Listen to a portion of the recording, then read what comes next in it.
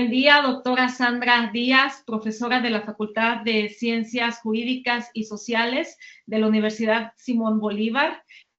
Buen día, estudiantes de esta institución, de esta facultad allá en Barranquilla, Colombia. Es un gusto enorme para mí y también para mi grupo que me acompaña hacer esta clase espejo con ustedes y compartir experiencias interculturales, tomando, por supuesto, como referencia las bases constitucionales para el derecho penal, que es el objeto de análisis, de estudio de esta clase espejo. Y, por supuesto, también muy buen día para mis estudiantes de la Facultad de Derecho y Ciencias Políticas de la Universidad Juárez del Estado de Durango, México. Yo espero que esta no sea la única vez que realicemos esta actividad pedagógica de intercambio, de un intercambio jurídico y cultural internacional, que realicemos más clases espejo y otras actividades académicas que nos alimenten y nos retroalimenten mutuamente entre estos dos grupos que nos hemos formado aquí con este lazo que hemos hecho la doctora Sandra y su servidora, estos dos grupos, Barranquilla, Colombia y Durango, México. Pues bueno, me presento así muy rápido. Yo soy Gabriela Valles, la profesora Gabriela Valles, Gaby Valles, profesora investigadora de tiempo completo, y mi línea de investigación pues son los derechos humanos, la justicia constitucional. Soy especialista en derecho constitucional y administrativo y también especialista en justicia constitucional, interpretación y aplicación de la Constitución. Con esas credenciales es que imparto a mis muchachas, mis muchachos que están aquí presentes la clase de teoría de la Constitución en la Facultad de Derecho y Ciencias Políticas. Le decimos la FADER y CIPOL de la Universidad Juárez del Estado de Durango, la UJED. Y pues en ese tenor es que quiero hablarles desde la teoría general constitucional acerca de los principios constitucionales que rigen el proceso penal acusatorio en México. Precisamente porque uno de los objetivos de esta clase espejo es socializar conocimientos jurídicos desde el derecho comparado y fomentar, por supuesto, que también el debate jurídico y también el debate académico desde la perspectiva del derecho constitucional y del derecho penal en el contexto de México y Colombia, porque los partícipes de esta clase espejo, pues, vivimos en estas naciones. Y bueno, pues primero que nada quiero compartirles que el régimen penal de tipo acusatorio que tenemos en México es un régimen que tenemos vigente desde el año 2008, es decir, desde hace 17 años. Antes del año 2008, previo al año 2008, en México teníamos un sistema penal de tipo inquisitivo o tipo inquisitivo, es decir, en donde la persona imputada por la comisión de un delito era culpable hasta que se demostrara lo contrario. Y era vista más que vista como una persona sujeta, un sujeto de derechos, una persona poseedora de derechos, era más bien vista como un objeto de investigación, más allá de que se reconocieran sus derechos en el proceso penal desde la imputación. Y pues esto cambia en México. Esto cambia en México hace 17 años con una reforma constitucional en materia penal que fue publicada en el Diario Oficial de la Federación, que es el medio oficial en donde se dan a conocer las leyes y los cambios normativos tanto a la Constitución como a las demás leyes secundarias. Es esta reforma constitucional que se publica aquí el 18 de junio de 2008 y fue un cambio paradigmático de modelo. Se dejó atrás ese régimen inquisitivo y se adoptó un nuevo régimen, un nuevo modelo, el régimen o modelo acusatorio, en el que de manera opuesta al viejo régimen, pues hay una comprensión ya diversa de la persona. Ahora no es presunta culpable, ahora es presunta, es precisamente ese principio de presunción de inocencia el que impera en este nuevo régimen. La persona es presunta inocente hasta que se demuestre lo contrario y no presunta culpable. De hecho, para esos tiempos, la reforma es de junio de 2008 y en el mes de noviembre, en noviembre de 2008, se publicó un documental, se estrenó un documental que tal vez han visto mis estudiantes aquí de México y tal vez incluso también ustedes, estudiantes colombianos. Hay un documental mexicano que se estrenó en esa fecha 2008 que se llama Presunto Culpable. Se estrenó en noviembre y es precisamente una crítica que se hizo desde la cancha cinematográfica de ese sistema inquisitivo. Me parece que está disponible para que lo vean en Prime Video y seguramente que encuentran también extractos o análisis del documental en mismo YouTube. Está ese documental, es bastante interesante y pues ahí les hago esta recomendación. Volviendo aquí al tema esto del cambio de régimen, del cambio modelo al modelo acusatorio en México, se introduce la oralidad en los juicios penales y se reconocen a rango constitucional y legal los principios sustanciales de presunción de inocencia, porque les digo que este principio de presunción de inocencia es el que es para mí, a mi punto de vista, es el principio rector o respecto del cual giran los demás principios que rigen el proceso penal y también los demás derechos que tienen las personas imputadas. Este principio de presunción de inocencia, que posteriormente para el año 2011 acá en México. En el año 2011 también hubo una reforma constitucional paradigmática. En México tuvimos la reforma en materia de derechos humanos y viene a funcionar este principio de presunción de inocencia muy a la par, muy paralelo con este principio de la dignidad de la persona, de la dignidad humana. Y tenemos este par de principios en la actualidad que rigen o que pretenden regir, ¿sí?, nuestro sistema acusatorio en México. Tenemos además el reconocimiento del principio de la legalidad penal, el principio de proporcionalidad y el principio de igualdad. Pero también se introducen con este cambio de modelo a rango constitucional principios que rigen el proceso, principios procesales, principios adjetivos, que son los principios de publicidad, transparencia, concentración, contradicción, continuidad, de justicia alternativa y también de inmediación. Ahorita les voy a compartir al final una esquemita, una diapositiva así muy simple en donde pueden ustedes observar ahí estos principios y les voy a dar también explicación. En el caso de nuestra entidad federativa, acá es una república, en México es una república federal, ¿sí?, compuesta por estados, les llamamos estados, pero son formalmente, la denominación son entidades federativas. En el caso de Durango, que es nuestra entidad federativa, destaco que fue en el año 2010 cuando se empezó a llevar a cabo los juicios penales orales. Hay un par de autores que les voy a pasar con la doctora Sandra el PDF de este capítulo de un libro que tienen los autores Alfredo Márquez Gómez y Daniel Sánchez Castañeda. Es un libro, una obra del año 2019, que es una obra con acceso abierto, editada y publicada por la UNAM, por la Universidad Nacional Autónoma de México, y que les voy a compartir a ustedes, Uní Simón, y a mis estudiantes. Allí en esta obra, pues se hace la referencia a este dato interesante acerca de Durango, que en 2010 empezaron estos juicios orales, y bueno, también viene el dato interesante de que el 19 de abril del año 2010 se llevó a cabo el primer juicio oral en Durango relacionado con un homicidio. Derivado de este hecho fue en el 28 de abril, esa fecha, 28 de abril de 2010, en que se condenó a esta persona procesada penalmente con un juicio oral, en este caso por el delito de homicidio. Ahí está este dato interesante. Y bueno, en fin, son algunos datos interesantes del contexto local que tenemos acá con nosotros, y que para más datos de contexto, pues les recomiendo echar un vistazo a la página de Facebook del organismo que se encargó de implementar la reforma penal en el Estado. Les recuerdo que somos una república federal y el modelo nacional tuvo que ser implementado en cada una de las 32 entidades federativas. Acá en Durango se creó como un organismo descentralizado, se llamó el organismo implementador de la reforma penal en Durango. Conservan su página en Facebook, lo pueden ahí buscar, les puedo pasar también el enlace, porque tienen allí datos muy interesantes de cuando se implementó este nuevo modelo en México, infografías y demás.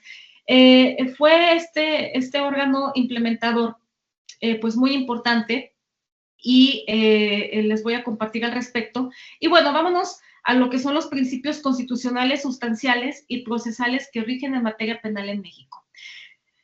Fíjense que aquí también quisiera hacer como el breve comentario, porque voy a empezar a hablar del principio de presunción de inocencia.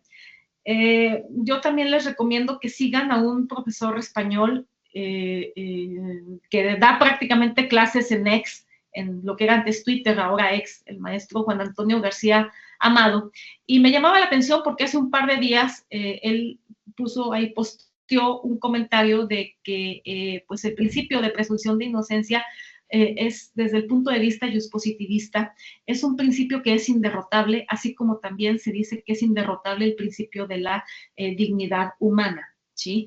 El principio de presunción de inocencia, pues de conformidad con la teoría constitucional contemporánea y actual, es un derecho que establece que una persona es inocente hasta que se demuestre lo contrario. Es el respeto por excelencia del debido proceso legal. En México tenemos establecido el debido proceso legal en 2 artículos de la Constitución, artículo 14 y artículo 16, y que viene también pues complementado con otros derechos también que son bien importantes, como lo es el derecho de audiencia, el derecho de defensa. Y todo esto, pues de manera integral, conforma esta esfera de derecho humano que se convierte en fundamental cuando estos derechos son constitucionalizados o positivizados en las constituciones escritas.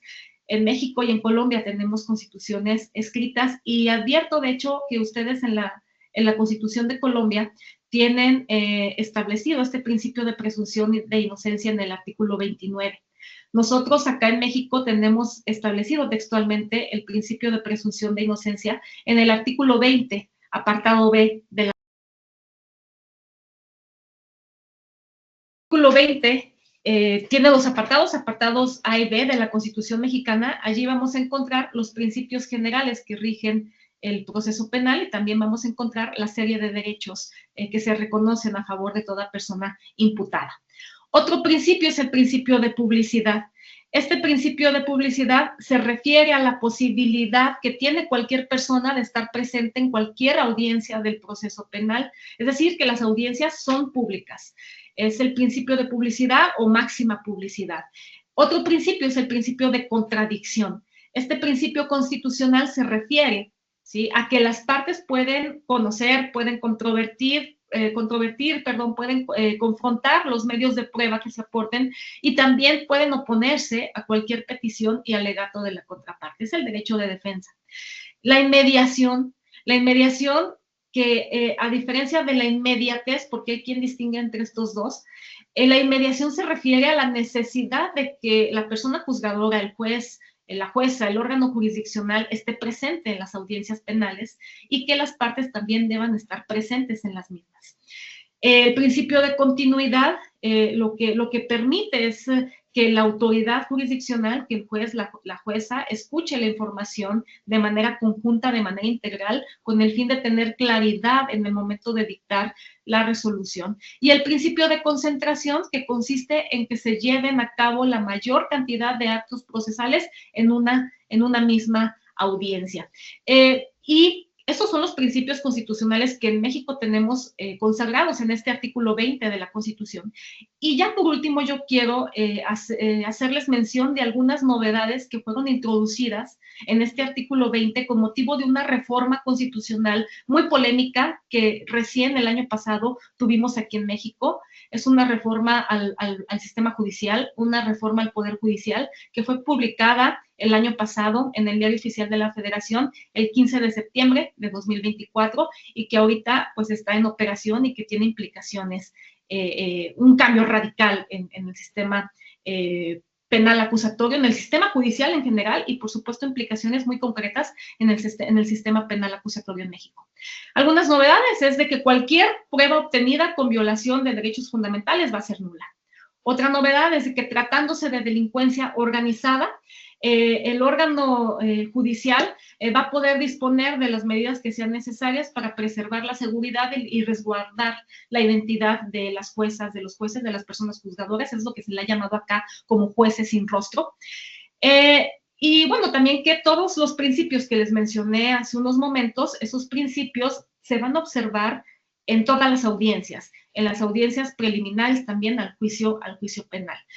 Y también hay un límite, hay un cambio interesante en cuestión de la temporalidad, de los tiempos, de los plazos máximos que van a tener los jueces, las juezas para juzgar y emitir sentencia absolutoria o condenatoria. Un límite para sentenciar de 4 meses para delitos cuya pena máxima no exceda de 2 años, y si excede la pena máxima de 2 años, se va a tener se va a contar con un tiempo de hasta 1 año. ¿Sí? Si no se cumplen con estos tiempos, hay un nuevo órgano con esta reforma judicial que se va a conformar, que ya está por conformarse, es el Tribunal de Disciplina Judicial. Entonces se va a dar vista a este Tribunal de Disciplina si no se cumple con esta regla, y se van a iniciar los procedimientos correspondientes a estas personas juzgadoras que se salgan de estos plazos. Si a la doctora, cuando termine, se le pueden hacer las preguntas antes de que usted comience, para de pronto no tener inconveniente, o no, que las preguntas no se vayan. Sí, Adrián, gracias por la participación. No, así como le escribí en el chat y lo mencioné hace unos segundos, la idea no es que se le pase por alto o que olvide la pregunta, más bien lo insto a que la escriba por un segundo o la grabe en su celular, pues de lo contrario no alcanzamos a abordar la temática de las dos partes. Yo comprendo su inquietud, por eso les propuse desde el inicio de la sesión que dejáramos la rueda de debate o la conversación o el diálogo jurídico, porque yo sé que muchos de ustedes están interesados en la normativa mexicana y eso hace parte de la formación en Derecho Comparado, pero para no incumplir ya pues con lo que la doctora Gabriela y yo acordamos desde el inicio, la idea es que al finalizar ambas intervenciones ustedes puedan hacer la pregunta y así cada una pues termina con su aporte. No sé si le parezca inadecuado o no, pero le puedo dar como sugerencia que la vaya registrando en un mensaje de texto o en un audio en su celular o me la escribe por aquí por el chat. También considero importante utilicemos este chat, es otra opción que les brindo. No sé si la doctora Gabriela está de acuerdo, que escriban la pregunta por el chat para que no se les olvide, y al terminar la intervención de ambas, pues por orden de llegada cronológico del mensaje, le damos respuesta. Gracias. Muy bien, sí, entonces, bueno, yo con esto concluyo. Le voy a hacer llegar a la doctora Sandra el material utilizado que pueden consultar para que ustedes, también, si ahorita no hay el suficiente espacio para disipar algunas dudas, pues allí también puedan ustedes leer y conocer más acerca de este modelo acusatorio penal que tenemos en México y conocer más acerca de sus principios constitucionales que nos rigen. Es cuanto, doctora Sandra, adelante. Listo, doctora Gabriela, muchas gracias. Voy a compartir pantalla entonces. Al convertir esto en pantalla completa, no voy a poder observar quién me está levantando la mano.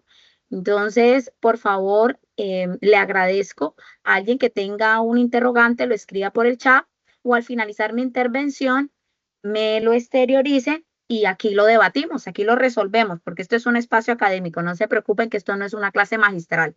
Voy a dar compartir pantalla completa para que puedan ver bien el contenido. Creo que ya se puede ver.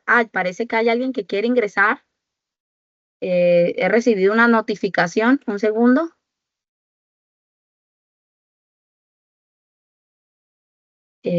Listo. Ya. Yo voy a estar aquí pendiente, doctora, de darle. Le agradezco. Sí, Sí, porfa, para no atrasarnos en el tiempo que ya tenemos establecido. Sí. Voy a compartir pantalla completa. Si alguno de ustedes no lo ve completa, bueno, me indica.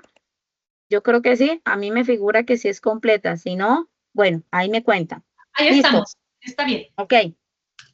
Bueno, para continuar con lo que la doctora Gabriela ya nos estuvo manifestando hace unos minutos, hablar de derecho penal es sin duda alguna hacer una conexión directa con el derecho constitucional.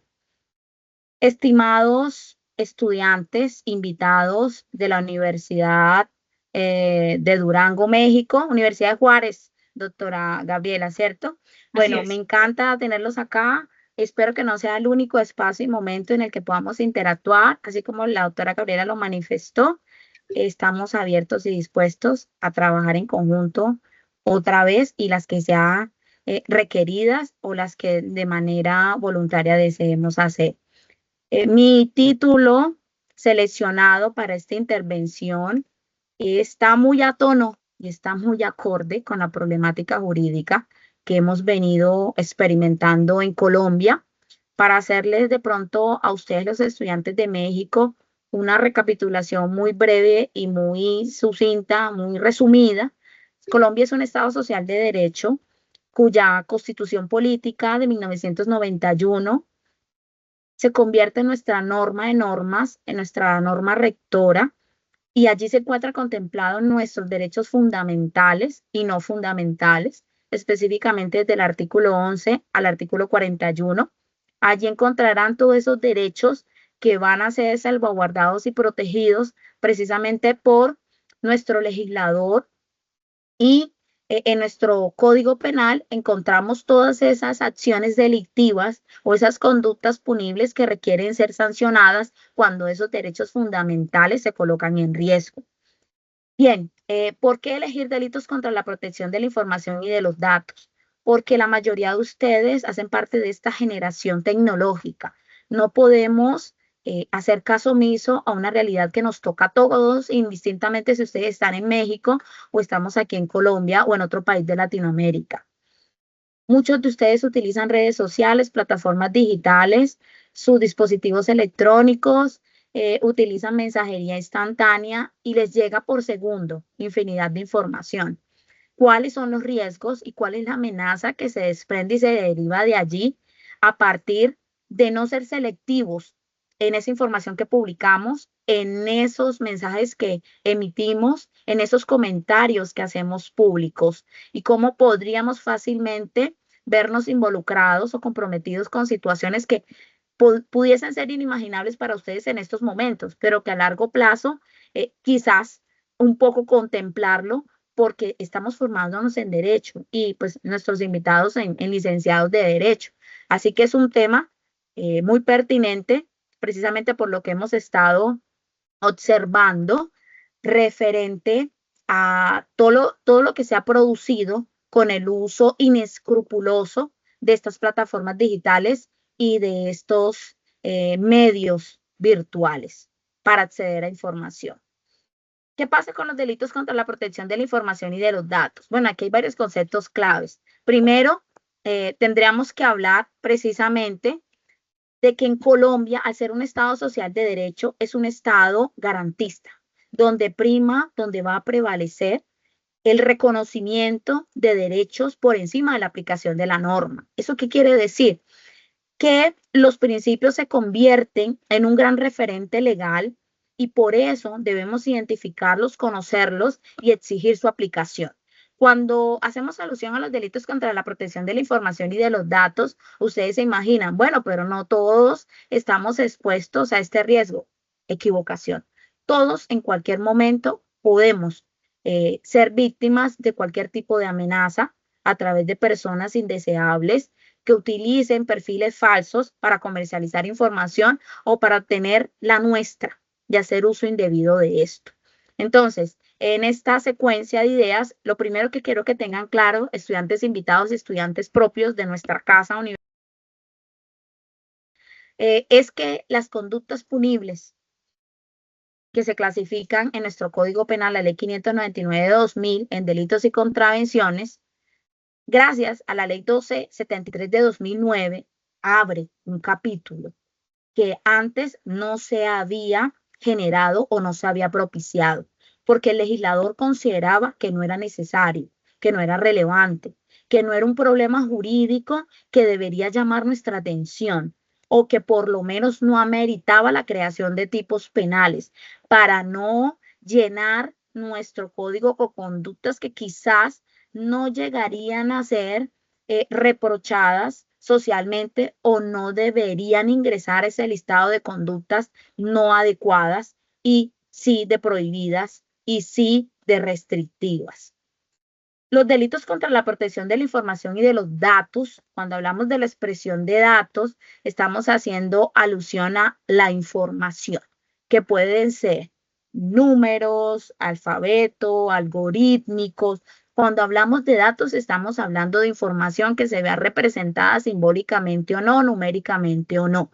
Ya sea que usted la exteriorice, la escriba en su plataforma o red social, del Instagram, del Facebook, de X, de su WhatsApp, de Telegram, de cualquiera de estos aplicativos o app que usted puede emplear. ¿Qué pasa con esta información? Así como ustedes observan estos simbolitos que he proyectado acá, está el celular, está la imagen del mensaje, está la imagen de la cámara y está la conexión con la nube, lo que estamos haciendo hoy. Y además de la señal, que afortunadamente ha sido favorable, nos permite estar en comunicación y en constante, yo diría que interrelación y familiarizarnos con lo que pasa en el mundo al instante. No es algo que demande de muchísima inversión o de muchísima formación para que todos podamos recibir la noticia. ¿Qué sucede? Que estas personas que utilizan o las que utilizamos las redes sociales o tenemos un dispositivo móvil o tenemos cualquier otro de estos artefactos tecnológicos, podemos estar siendo afectados y lesionados en cuanto a nuestro derecho a la intimidad, nuestro derecho al nombre y nuestro derecho a la imagen. Esos tres fueron los puntos o ejes principales que he seleccionado para ello. ¿Por qué? Del artículo 15 de nuestra Constitución Política, que es la Constitución de 1991, en ese precitado artículo encontramos la necesidad prioritaria de salvaguardar nuestra intimidad, nuestra privacidad, nuestra información confidencial, que no debe ser expuesta de manera no controlada o de manera arbitraria o de manera excesiva o de manera no cautelosa, porque podría ser tomada por precisamente sujetos que tienen cuyo fin principal delinquir. Precisamente esta semana he observado un revuelo a nivel de redes sociales en torno a las imágenes o emoticones o caracterizaciones que están utilizando unas figuras, es tipo anime o tipo muñecos, como lo quieran denominar, para retratarse y proyectarse en las redes sociales. Estoy hablando de su WhatsApp, de su estado, de su Instagram, y yo diría, ¿será que la persona que está haciendo esto no es consciente todavía del riesgo inminente al que se expone, donde precisamente una de las instrucciones o una de las pautas claras que nos ha hecho visible o se ha hecho más público por parte de nuestra Policía Nacional en Colombia o de nuestro gobierno nacional y de nuestras autoridades estatales es cuando usted hace pública su rostro, su imagen, está facilitándole esa información, esa identificación, esa captura de datos a la persona que no solo quiere admirar su belleza física o no solo quiere contemplar su corporeidad o su anatomía, sino que procura saber cómo puede obtener información que va a ser lucrativa o que va a ser beneficiosa para él económicamente. Y de allí, usted ya está colocando en riesgo su información privada, su intimidad, su nombre, su imagen, su privacidad. Entonces, miren cómo hablar del artículo 15 de la Constitución Política, hablar de nuestros principios rectores a nivel de nuestro Código Penal colombiano, ¿sí? Nos compromete y nos conlleva a reflexionar una vez más sobre acciones tan deportivas que nosotros creemos que no va a generar consecuencias jurídicas o no va a tener trascendencia e impacto jurídico.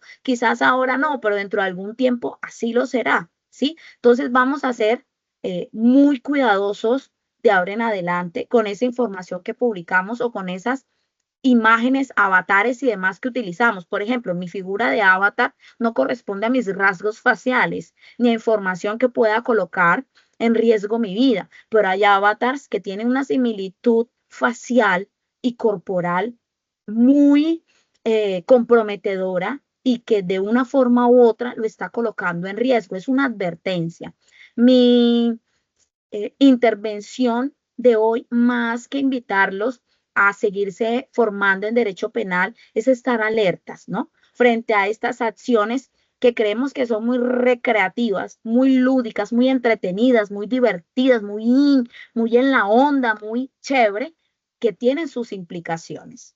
Entonces, retrotrayendo un poco o recapitulando lo que había mencionado atrás, cuando hablamos de daño, es esa destrucción evidente y material. Yo no voy a esperar recibir una amenaza o una extorsión por alguien que utiliza mi foto, ¿sí? Y a través de distintas app o dispositivos que nos ha facilitado la inteligencia artificial, pueda trastocar el sentido original, esencial y la verdad que hay detrás de esa imagen para obtener un pecunio.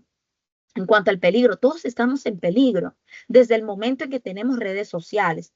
Lo que le pido yo, por favor, de manera bien especial, es que de ahora en adelante nos detengamos a imaginar y a pensar qué está sucediendo con aquellos adolescentes y adultos en la primera fase que están haciendo pública su vida privada. Si van al baño, si no, si van al parque, si están en su habitación, si se compraron un vehículo, si están en el cine. Todas estas situaciones es como mostrar, ¿sí?, al otro, al que está a la expectativa, al que está tratando de captar lo que hay a su alrededor, cuál es su punto débil, cuál es su punto frágil para atacarlo en el momento que usted menos quiera. Es más una alerta, ¿sí?, que quizás una forma de causarles preocupación o miedo. Hay que actuar, ¿sí? Ese es mi llamado.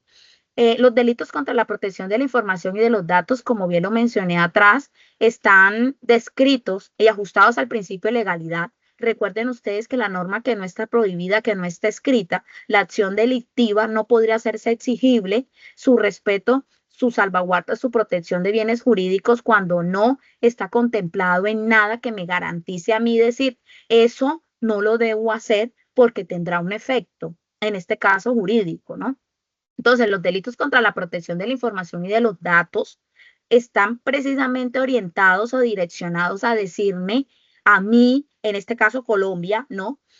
Ojo con la confidencialidad, atención con la integralidad, atención con esos sistemas informáticos que usted está utilizando, porque puede haber abuso de esa información, porque puede ser interceptada su comunicación, porque puede ser tomado de manera no consentida esa información y vulnerar sus derechos. Y es allí cuando comenzamos a hablar de violación de datos personales, cuando hacemos mención de la suplantación de sitios web.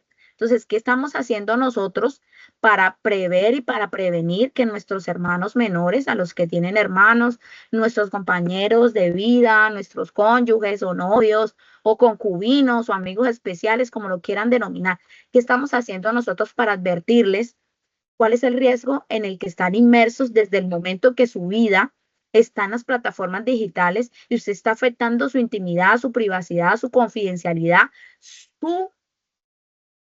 en este momento yo diría que todo su vivencia o el conjunto de acciones que usted realiza y ejecuta en su trasegar diario o en su cotidianidad. Como les mencionaba ahorita, el artículo 15 de la Constitución hace énfasis en el cuidado de esa intimidad personal. ¿Y qué es lo que pasa cuando yo intercepto comunicaciones? ¿Y qué es lo que pasa cuando yo escucho información, sustraigo información sin una orden judicial? Pues que es ilegal, que no está permitido constitucionalmente para hacerlo, que yo no puedo tomar el celular de alguien o la información que publica y ajustarla y acomodarla a mi conveniencia, porque terminaría incurriendo entonces en la comisión de otros delitos que nuestro Código 599-2000 contempla. ¿Qué otro punto quiero mencionarles? Bueno, la Ley 1273 de 2009 nos menciona también en el artículo 269H cuáles son las circunstancias de agravación punitiva. A mis estudiantes les había comentado en una sesión previa de clase que hay que hacer una diferencia entre los sujetos simples, el común, ¿sí? El sujeto o el individuo común que comete un delito, al sujeto que está calificado y cualificado y que se le exige mejor comportamiento, mejor conducta y se le va a imponer un mayor reproche social. Estoy hablando en este caso de los servidores públicos. ¿Quiénes son los servidores públicos?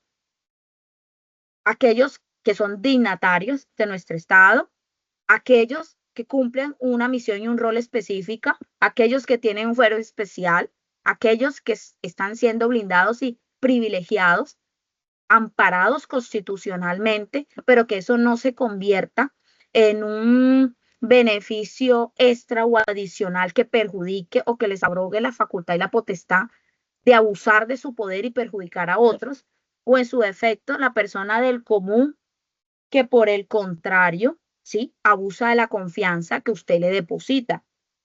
¿Qué significa esto?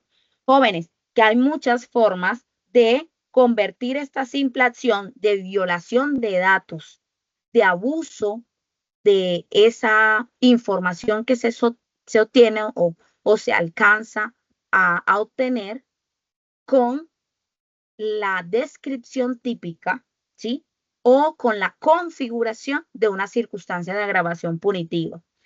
¿Qué quiere decir eso? Que le vamos a imprimir mucha más gravedad, le vamos a imprimir mucha más reprocho, mucho más, yo diría que sanción y advertencia a aquel sujeto o a aquel conjunto de sujetos que están en la posibilidad de cumplir la norma no lo hace y que se aprovecha de esa calidad especial que tiene para explotar al otro o para obtener información de manera fraudulenta, ¿sí? ¿Qué otra cosa les quiero mencionar? La misma ley 273 de 2009 en Colombia, ¿sí? Porque no tenemos otra norma que configure los delitos contra la protección de la información y de los datos. Son muy pocos artículos, pero afortunadamente ya los tenemos porque tenemos un insumo normativo para poder prevenir, ¿no?, y también sancionar. Encontramos precisamente el numeral 5, el 6, el 7 y el 8 que nos dicen qué pasaría si ese tipo de manipulación inadecuada de datos implica la comisión o la ocurrencia o la perpetración de otras acciones delictivas que coloquen en riesgo la seguridad y la defensa nacional. Por ejemplo, lo que hemos experimentado aquí en Colombia con nuestras instituciones del Estado. También ha sido hackeada la información.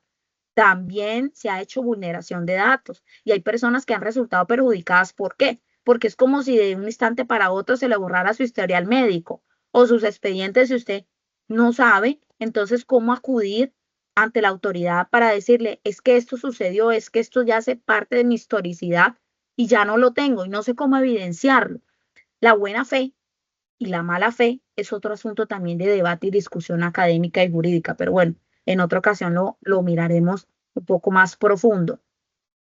Tengo unas sentencias de la Corte, en realidad tengo muchas sentencias de la Corte Suprema.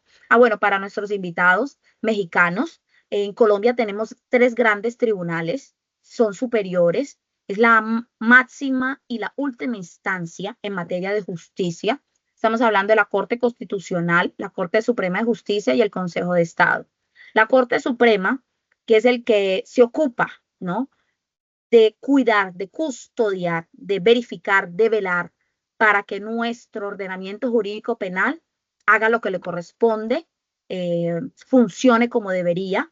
Por eso les menciono la sentencia SP 1245 de 2015 con el magistrado Eider Patiño Cabrera, donde podrían identificar precisamente uno de los conceptos que nos conduce luego a la construcción de un argumento jurídico bien interesante. Hay que proteger el derecho a la intimidad.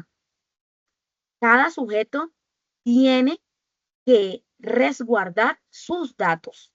Todos tenemos el derecho a proteger nuestra información. Es necesario remitirse a la expresión latina habeas data para saber, yo solo tengo autodeterminación sobre mi información. Yo no puedo otorgarle a otro, ¿sí?, mis datos, porque desde el momento en que lo hago de manera caprichosa, lo enfatizo de esta forma para que no se tergiverse la información. Todos estamos, claro que sí, expuestos a las redes y demás, a que nuestra información la tengan las entidades e instituciones, pero no se arriesgue innecesariamente realizando actividades en las plataformas que van a afectarlo a mediano y largo plazo. Por otra parte, ya no voy a hablar de la Corte Suprema, sino de la Corte Constitucional, porque considero importante contrastar la postura y el argumento jurídico de estos 2 grandes tribunales que tenemos. ¿Qué dice la Corte Constitucional?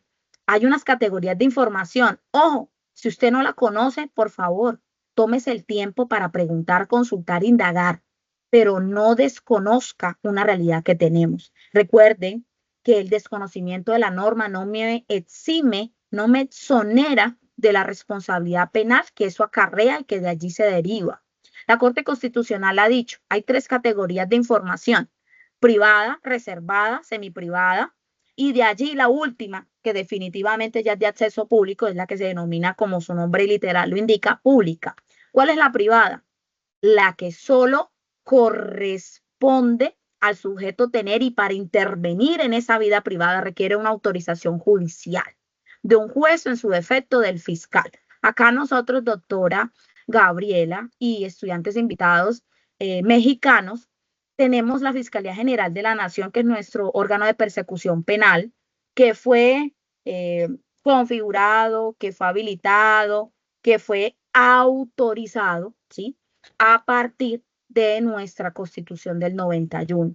Voy a dejar de compartir pantalla completa porque necesito que todos puedan también observarme a mí, porque me imagino que la mayoría solo ha visto las diapositivas, aunque ese era el objetivo principal, pero para lo de las evidencias y captura de pantalla necesitamos que me puedan observar a mí también. ¿Cuál es la información? Aquella, ¿sí?, en la que yo, como sujeto de derecho en mi país, en Colombia, y en México y en Latinoamérica también, indiscutiblemente, aunque tendrá otro articulado, otra numeración diferente, apunta a la protección de los derechos fundamentales como la dignidad humana, que la doctora Gabriela lo mencionó, ¿sí? Estamos hablando del concepto de ser psíquico, ser físico, ser espiritual, ¿no? El tratar bien, con calidad de vida, el valorar a ese ser en cuanto ser, el derecho a la intimidad, ¿sí? Esa sumatoria de situaciones de su vida o sucesos o de hechos, acontecimientos, aspectos que solo le corresponden y le competen a usted, ¿sí? Y desde luego la libertad, entendiendo nosotros que en nuestra Constitución política tenemos discriminada nuestra libertad de expresión, libertad de locomoción, libre cátedra, libertad de culto, entre otras. Todos los datos son sensibles y todos los datos pueden afectar nuestra intimidad. Así que, como titulares de estos derechos, vamos a procurar que nuestra dignidad humana no se vea menoscabada, que nuestra intimidad no se vea lesionada. Y la semiprivada, que es pública, ¿sí?, porque hay un grado así muy minúsculo, muy imperceptible de cuidado y de protección. ¿Por qué? Porque, pues, a ver, digámosle, usted suministra datos a su entidad de salud, o usted suministra datos a la persona con la que contrata un servicio de telefonía móvil, de internet, en fin. ¿Por qué se le llama semiprivada? Porque corresponde prácticamente a la seguridad social, el comportamiento suyo financiero. Estoy hablando del banco. Usted tiene una cuenta de ahorros, o las personas que ya tienen una cuenta corriente, en fin. Esa es información pública, aunque sea semiprivada. Y la pública, finalmente, es la que no tiene reserva. Esa es la que usted suba al Estado y que, aunque usted tenga contactos o no, todo el mundo la puede ver, a menos que esté restringido. Esto se apoya en la sentencia de la Corte Constitucional T-114/2018, cuyo magistrado ponente es Carlos Bernal Pulido. Estas son las referencias más resumidas que pude proyectarles a ustedes en el día de hoy, y a grandes rasgos esta es mi intervención. Yo espero que haya complementado lo que la doctora Gabriela nos expuso. Ahora sí, doctora Gabriela, la escucho. Todas las personas que están escribiendo sus interrogantes en el chat, o aquellas que quieran levantar la mano y no se conformen solo con escribir allí su inquietud. Muchas gracias. Muy interesante, doctora Sandra Viviana. Pues sí, la verdad es que yo creo que queda bastante complementada mi intervención con lo que usted nos vino a exponer. Si por un lado, bueno, yo les doy la introducción de los principios constitucionales y poniéndoles como marco de referencia a México, pero ya luego usted con esta parte de este tipo de delitos. Incluso yo ahí tengo un comentario nada más para compartirles tanto a mis estudiantes que son de segundo semestre, pues son muy jóvenes además, y apenas inician la carrera, igual los estudiantes colombianos, Fíjense que en el año 2021 hubo el intento por parte de la autoridad mexicana a través de una reforma a una ley, acá es la Ley Federal de Telecomunicaciones y Radiodifusión. Se quiso introducir, hablando de esto que nos viene a exponer la doctora Sandra, se quiso introducir acá en México un padrón nacional de uso de datos biométricos, de uso de datos biométricos para los usuarios de telefonía móvil. Se quiso introducir este padrón a nivel nacional y se quiso restringir a la ciudadanía, a las personas usuarias de la telefonía móvil, de que si no dabas tus datos personales y estos datos sensibles, los datos biométricos, te restringían el uso de tu celular, o sea, no te daban una línea de celular. Se interpusieron, por supuesto, un paquete de amparos masivos en toda la República, pues precisamente alegando la violación a los derechos humanos, ¿sí? Porque esto es súper delicado, lo mencionó la doctora Sandra, tener ese padrón con estos datos sensibles de todas las personas usuarias, pues implicaría que hubiese, por ejemplo, una fuga de estos datos y que incluso la delincuencia pues pudiese utilizar con esta fuga de datos los datos personales y biométricos de las personas, y esto pues podría tener implicaciones de comisión de delitos y de fincamiento de responsabilidades penales para pues gente pues inocente, ¿no? O sea, gente que nada que ver, pero que sus datos fueron usados para la comisión de delitos. Entonces, esto al final no, este padrón no se conformó finalmente, o sea, sí, la autoridad cambió esta disposición y este padrón no se llevó a cabo, pero sí hubo un paquete de amparos masivos, de juicios de amparo indirecto, que es el instrumento que tenemos acá para defender nuestros derechos humanos en México. Y finalmente la autoridad pues no integró este padrón de usuarios de telefonía porque sí suponía un riesgo enorme para los datos personales y demás derechos humanos que se interrelacionan con ¿no? Es el efecto dominó. Y pues ese sería mi comentario. Esto fue en el año 2021, fue el llamado PANOUT. Incluso hubo un hashtag no al PANOUT, no al padrón, y con eso se tramitaron un montón de amparos masivos. Doctora, muchas gracias, doctora Gabriela, por su ilustración. Acá en Colombia precisamente tenemos la acción de tutela como un mecanismo subsidiario que se crea a partir de la Constitución del 91, pero antes no existía, y eso es otra herramienta legal que tenemos para interponer, para recurrir a ella cuando nuestros derechos no han sido protegidos y cuando hayamos acudido a una instancia previa, cumpliendo con el debido proceso. Claro está, nuestro artículo 29 de la Constitución, otro derecho que también se convierte en una garantía. Doctora, no, yo encantada, ¿verdad?, de su aporte, de escuchar todo lo que usted vive en materia normativa en México, que es para nosotros supremamente útil, porque si estamos hablando de ser abogados para el mundo, en el mundo, debemos conocer un poco de nuestras legislaciones en Latinoamérica, ya que no lo hacemos, digamos que en otros estados, por lo menos sí con los países más cercanos y con los que tenemos mayor interacción. En la medida que usted pueda identificar estos referentes legales, va a ser mucho más enriquecedor y entretenida la plática y la conversación que tenga, incluso con sus propios compañeros. Y por qué no, que de allí salgan unos trabajos de grado para realizar análisis un poco más serios y más rigurosos de lo que sucede en México y lo que sucede acá. Gracias, doctora. Vamos a entonces de manera muy puntual, ¿quiénes tienen alguna intervención de los que había mencionado antes? ¿Alguna pregunta? No sé, alguien en el chat. No, nadie ha escrito.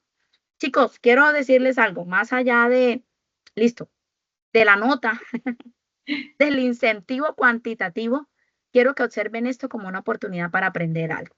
Me imagino que la mayoría no sabía lo que estaba sucediendo en México en materia de la suplantación de identidad, de su sistema penal, de su sistema federalista, lo habría escuchado, pero nunca había quizás tenido el privilegio de verlo en vivo y en directo a partir de una de las ciudadanas mexicanas conocedora del tema.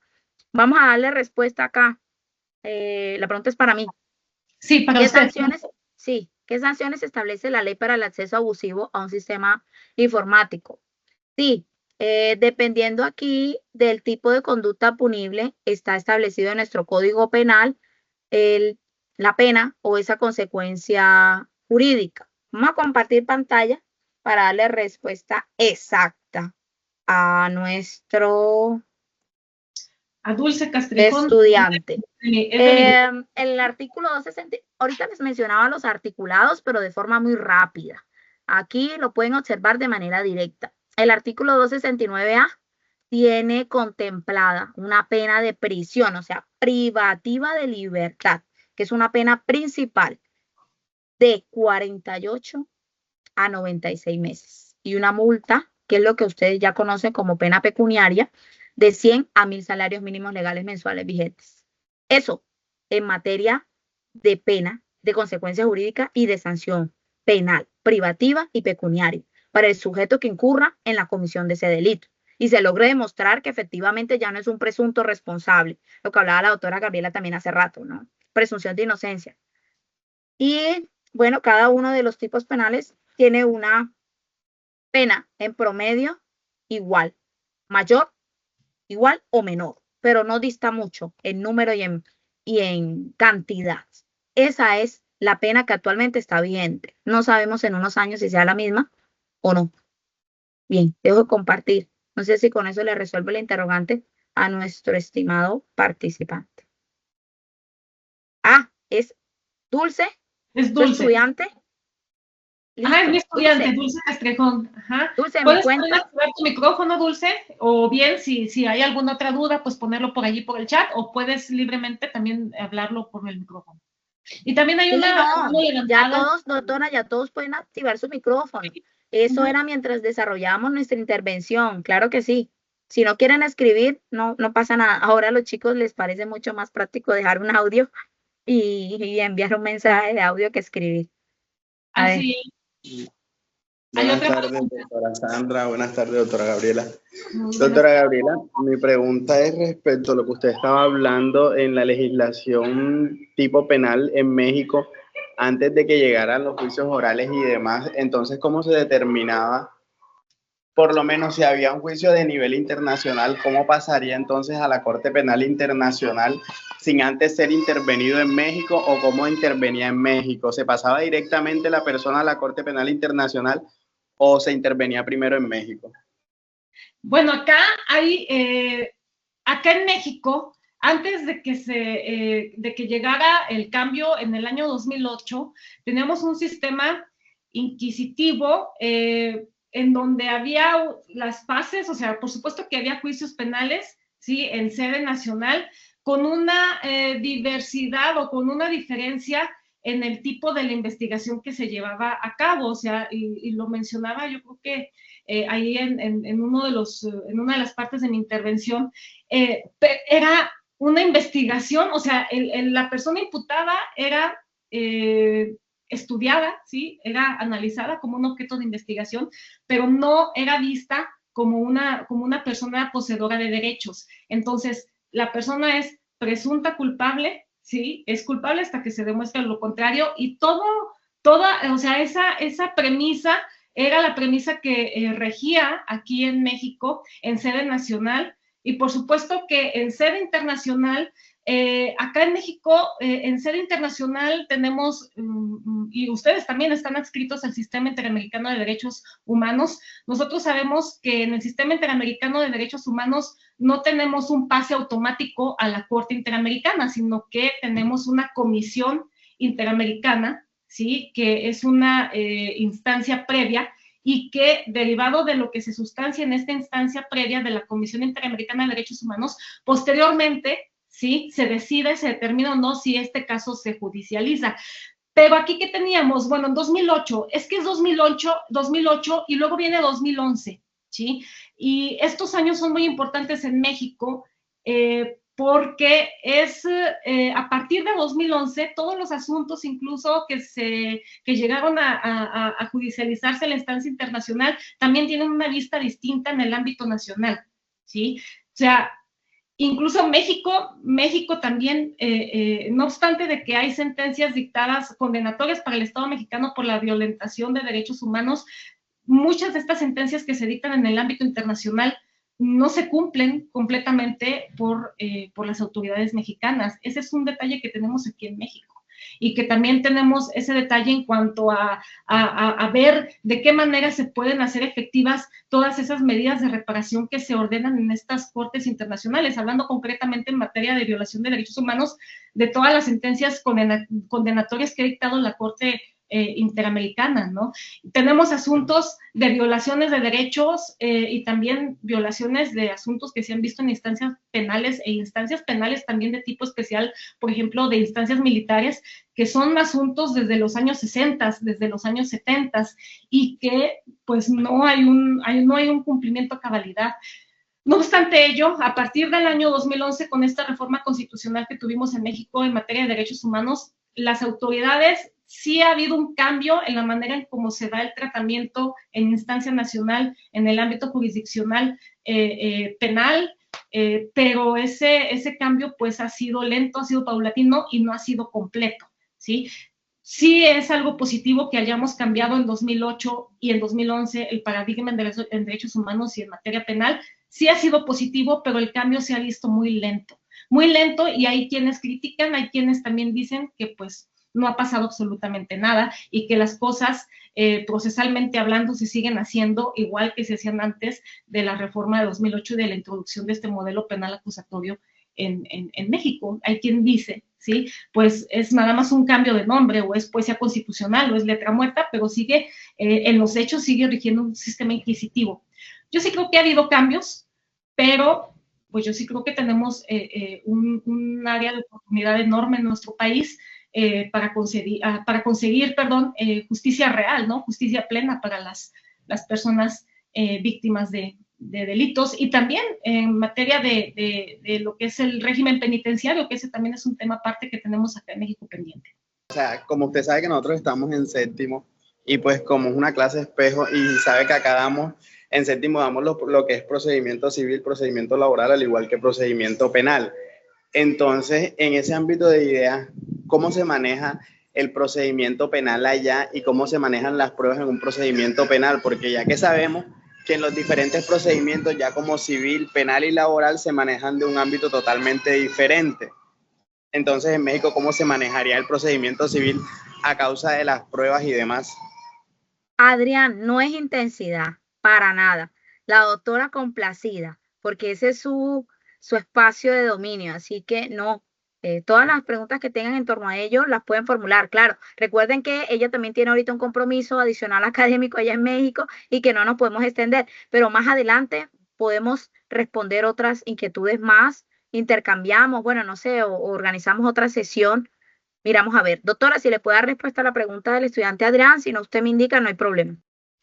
Entonces, tiene que ser siempre acorde a los principios de inmediatez, del debido proceso, derecho de audiencia, ¿sí? La posibilidad de presentar, de rendir alegatos, y siempre es bajo el principio de la oralidad y de la presencia del órgano jurisdiccional, del abogado defensor, del abogado público, también de la Defensoría Pública y de las partes siempre presentes en las audiencias que se lleven a cabo, las audiencias preliminares y ya las audiencias en donde ya se hace el pronunciamiento de la sentencia.